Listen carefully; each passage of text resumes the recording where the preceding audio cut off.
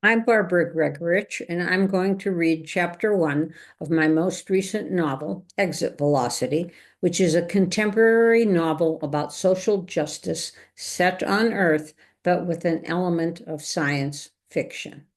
Before I begin reading, though, I want to take a few minutes to talk about what it is that writers try to accomplish in their first one or two chapters.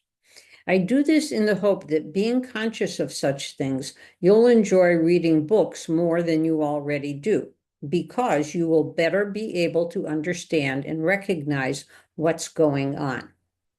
That said, there are many, many things authors try to accomplish in the first one or two chapters.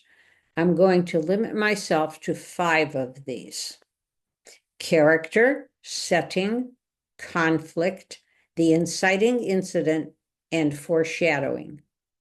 First, character. For many readers, character is what makes or breaks a novel. For me, character and plot are equally attractive. But I realized recently that without character, there's little of interest happening in a book.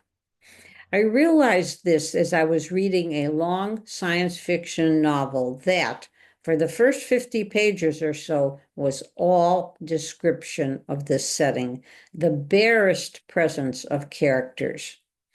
I found this boring and I gave up on the book. I needed characters, as do most readers. And most writers introduce their main characters in the first chapter, sometimes not until the second, but that's uncommon. So, in the first chapter, writers are introducing their main character and maybe even a minor character or two. Second comes setting. I don't know about you, but when I'm reading a novel, I like to know where I am: past, present, future, on land, at sea, in what country or what state. Many novels don't introduce specific setting until several chapters in. But as I said, I like this information up front, or at least enough of the setting information that I feel comfortable with what I know so far. Because I like this information when I'm a reader, I make certain to develop it when I'm writing a novel. Third, what is the conflict? What is the central issue in the book? What does the main character want and who or what is opposing it? Conflict does not have to be spelled out. It can be hinted at so that the reader doesn't even realize what the conflict is until later in the book. But each time a writer tells a story, she, he, or they are making an implicit promise to the reader. A promise as to the story's tone, maybe its theme, and as to what's important.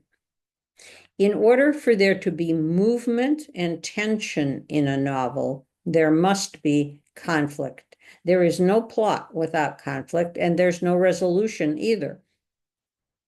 When I read and when I write, I like to see conflict, which, by the way, need not be violent or loud. Quiet conflict is still conflict. Fourth is the inciting incident, which is usually an event that sets the character in action and the story in motion. The inciting incident is super important to the plot because from this moment on, the character's life will be different from what it was before the inciting incident. Fifth is foreshadowing, which is a promise, a warning, or a sign of a future event. Sometimes readers pick up on foreshadowings as they read them, and sometimes they don't recognize them except in retrospect when a particular event occurs later in the book and they realize that, hey, maybe they should have been expecting it based on what turns out to be foreshadowings. It's not really necessary to plant foreshadowings in the first chapter, but it sure is fun to do so. These 5 aspects of fiction: character, setting, conflict, The Inciting Incident and Foreshadowing are just a few of the many things authors are responsible for creating, especially in their first chapters.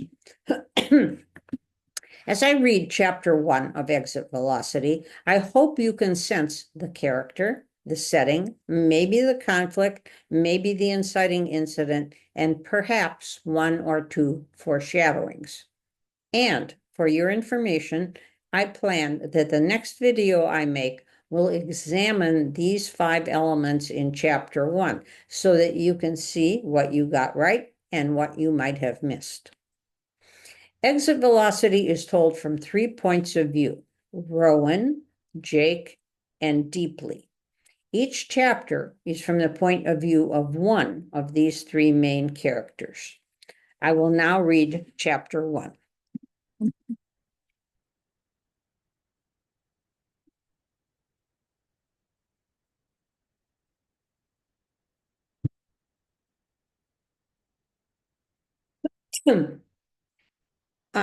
Chapter 1, Rowan. I need a job for survival and for self-esteem, which is why I'm here where I don't want to be, at the gun control rally, where those demonstrating see only a narrow part of the problem. Hey, it's Gun Girl, some moron yells, pointing my way. That makes others point. And then they turn Clary's picture toward me, bobbing it up and down. I look away. It still hurts to see her picture, the one for the high school yearbook. She was murdered before she graduated, some of her classmates too. But by then it was too late to remove her photo. Mom and I wouldn't have wanted it taken out anyway. I'm walking up Clark Street, searching for Titus. Sure, I could wait until Monday and find him at WCC headquarters, but Titus has been urging me to become active again and promising to help me find a job. Now that I'm finally ready to act, I want no delays. Today's the first anniversary of Clary's death. 12 months since she died, 11 months since I dropped out of college, 10 months since I quit my part-time job. Except I didn't quit. I was fired for not showing up. Jerry, my boss, actually came to the house to give me the news that I was being let go for not showing up for work. He also told me I needed professional help to get myself through the grief. Get yourself together, Rowan, he advised, then come back and see me. So yesterday I went to see Jerry to tell him that I was ready to be my former reliable self, to drive around the city in one of Wheeler's many vans, part of a 2-person crew that moved rental bikes from one location to another all day long. Heavy work on a tight schedule. I kind of liked it. But Jerry wasn't at Wheeler's anymore, and the new boss wasn't interested in any commitments Jerry might have made. I don't need any new workers, he told me. I need higher production out of the ones I have. I stared at him a while before I turned away. He no doubt wanted robots who could lift 10 bikes at a time, live on scrap metal, and never need health care for the simple reason that they weren't alive. I brooded about my former job all day long, but finally shook it off. I'm going to conquer my grief, I know I am, but not if I let every obstacle pound me down. So last night I went to Target and bought a few new clothes, holding my breath until the credit card cleared, like 2 new clothes. A sign to myself that I was getting better, stronger, doing the right things, interacting with life, like the college guidance counselor told me before I dropped out. Flunked, I guess, because I just stopped going to class. It did make me feel a bit better buying something new, black tights and a shimmery blue and green crop top, both of which I'm wearing now, along with a blue feather in my hair. Clary used to love attaching feathers to her hair. This morning, I pulled open the top drawer of her dresser and saw maybe 20 feathers there. I swallowed hard and made myself choose. What caught my eye was an incredibly blue feather. It took me at least 20 minutes to figure out how to attach the thing to my hair and involved using a fusion joint and needle nose pliers.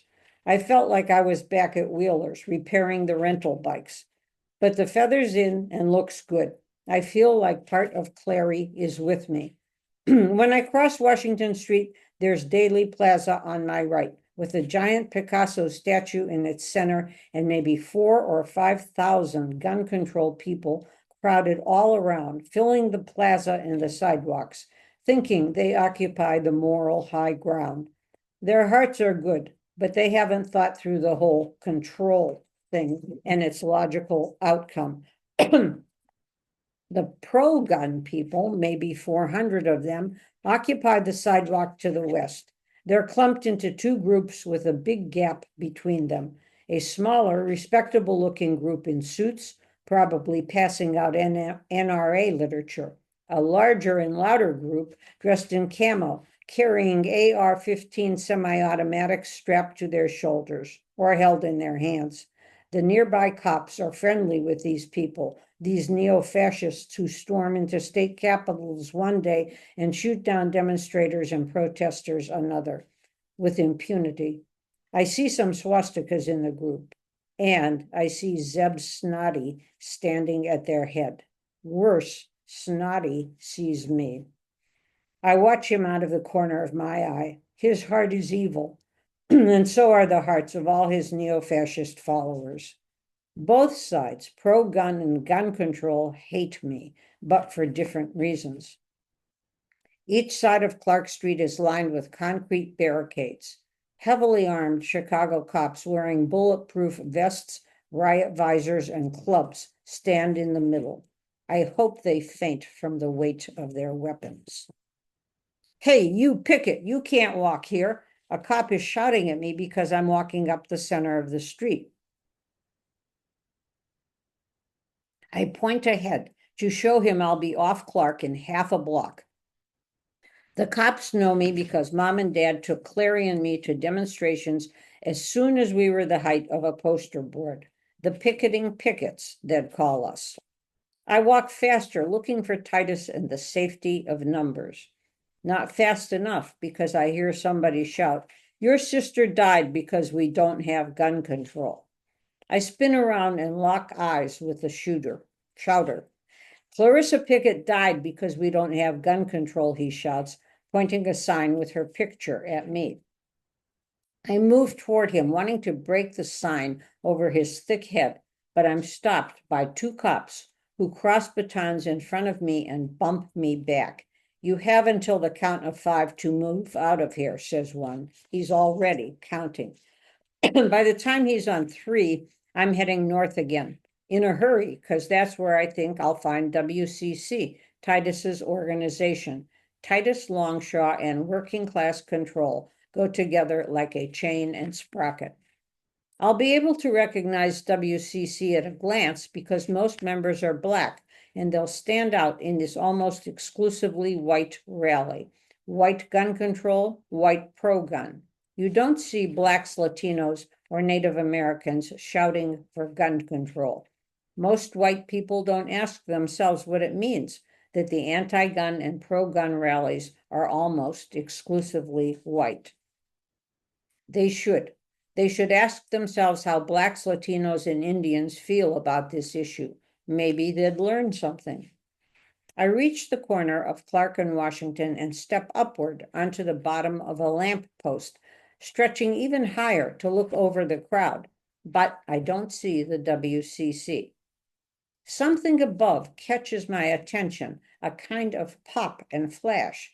A streak of something metallic goes in one direction, something very colorful in another. Staring up toward the colors, I see a bird fly by. It's beautiful. Green, turquoise, red, and yellow. Must be an escaped parrot. I smile and am conscious that I'm smiling. Another good sign. I even note that the bird's colors are more dramatic than mine. Things suddenly feel a bit better. I'm wearing new clothes. I'm going to find a job.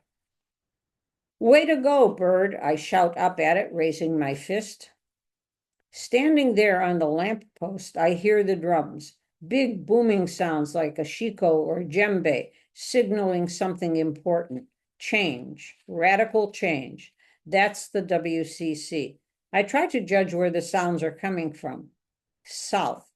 So I have to go back the way I came. I jog south, and suddenly there's a problem. The pro-gun side jumps the barricades and rushes toward the gun control side. The cops let them attack, smile at them. The gun control people don't run. I'll give them that. They move forward too, over their barricades and into the street. Before I know it, I'm part of the moving mass. I don't want to be caught in this. Thrusting with my elbows and shoulders, I try to create a space to turn around in and escape the melee. I can't. Despite what I want, I'm being propelled forward by the pro-gun people. The mob is moving fast and I'm spun in every direction at once. I feel my feet leave the sidewalk. I think I'm going to fall and be crushed. That doesn't happen, though. There are so many bodies around, they keep me upright. No matter how hard I try, I can't keep myself from being moved further and further away. I can sense I'm being pushed south and west toward the fascists. Well, look here, says a voice. It's Gun Girl herself. My stomach feels like somebody's pumped ice water into it. Snotty is just inches away from me, leering, just like in my nightmares. I rear back, throwing an arm into the air, ready to bring it down on Snotty's nose if he touches me. He reaches out. My arm is on the way down, my hand stiffened to crack his nose when I'm jerked backward. At the same time, a loud blast fills the air, like an air raid siren gone berserk. The sound staggers me. If I could cover my ears, I would, but I can't because somebody has me in an arm lock. Colors flash by like neon lights. Somebody screams in pain. I hope it's Snotty. Whoever pulled me hasn't let go. He's gripping me from behind, across my neck and both shoulders. As he drags me backwards, the only thing I can see is the sky. Let go, I shout, trying to walk backwards. I try to see who's doing this, but I'm in a neck and shoulder lock and can't move. Suddenly, I realize my left shoulder is pressed against the person who's dragging me, and my left shoulder feels something hard and metallic. A gun. I know guns. I know the different ways they can be carried and concealed. The person dragging me is carrying a gun. My mouth goes dry. If this is one of Snotty's men, Snotty wants to kill me. I know he does. The next thing I know, there's a kind of clank as something comes down over my head, pushing me to the ground. I'm in the dark, enclosed in something wet, something that stinks. The thing is pushed down, and I'm sitting with my butt on concrete, my knees in my face, my back curved forward, my hands holding my head. I'm scrunched, crowded, oppressed. I can't move. I push out with my hands, something plastic, hard plastic. I can't see. I try to stand up, but I can't because something's pressing down on my head. I think I'm inside a large garbage can that somebody has turned upside down on me. Pushing outward, I probe for weak spots, but there are none. This plastic is rigid.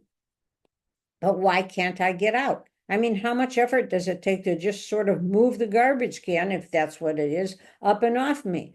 But it won't budge. It's like, is somebody sitting on top of the upside down garbage can? I pound on the sides. Hey, let me out. Get off of there. Let me out. Nobody answers. All I hear are the sounds outside. People shouting and pounding and fighting, things hitting one another. And then the thing I'm in begins to move across the street or sidewalk or wherever I am. And I have to move with it. Somebody is shoving it and me somewhere. I'm terrified. At the same time, my butt is scraping the ground, and all I can think of is how much that hurts. I crab walk with the moving can, using my hands and feet. Then I force my hands against the insides of the can and try to lift my butt off the ground. Sometimes it works, sometimes it doesn't. After a short while, the can stops. I try to lift it off me, but whoever was pushing it must be sitting on top of it again. Let me out, I shout. Help! Kidnapping! Kidnapping! Help! Well, let me tell you, if you're ever thrown into a garbage can or have one thrown over you, you're not going to get help from anyone. I try reason. Look, whoever you are, why are you doing this? Silence. I try a lot of other questions, but get no answers. I keep banging on the insides of the trash can, making all the noise I can.